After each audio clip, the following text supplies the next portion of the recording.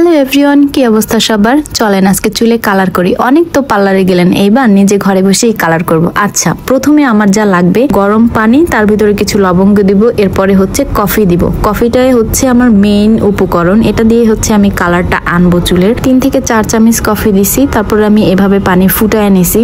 ফুটায় নেওয়ার পরে এর ভিতরে আমি দিছি লেবু, চুল অনেক সিল্কি করে। আপনি যে তেলটা ইউজ করেন সেই তেলটাই এখানে ব্যবহার করবেন। তেল ব্যবহার করার কারণ হচ্ছে চুল অনেক নরম হয়। আচ্ছা, এখানে শ্যাম্পু দিচ্ছি, আমি যে শ্যাম্পুটা ইউজ করি সেটা দিচ্ছি, আপনারা যেটা ইউজ করেন আপনারা সেটা দিবেন। তো এখানে আমি শ্যাম্পু দেওয়ার পরে অনেক সুন্দর করে মিক্স করে নিব।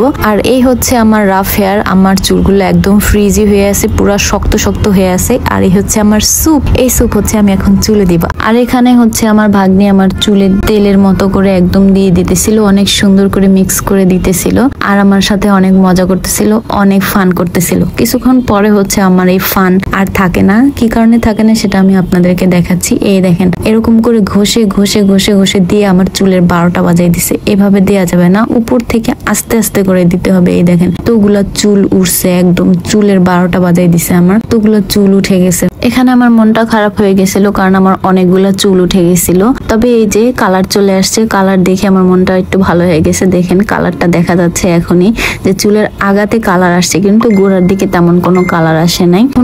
ফ্যানের নিচে বসলে এরকম শক্ত শক্ত হয়ে যাবে, তখনই ভাববেন যে এটা কালার হয়ে গেছে। তারপরে হচ্ছে আপনি নর্মাল পানি দিয়ে শ্যাম্পু দিয়ে ওয়াশ করে নেবেন, তাতেই হবে। আর এই হচ্ছে আমার ফাইনাল লুক চুলের। দেখেন কালার চলে আসছে, চুলে ব্রাউন ব্রাউন কালার চলে আসছে। আমার চুলে সত্যি সত্যি কিন্তু কালার চলে আসছে। যদি ভালো লাগে তাহলে একবার ট্রাই করে দেখবেন, আসলেই কালার আসে।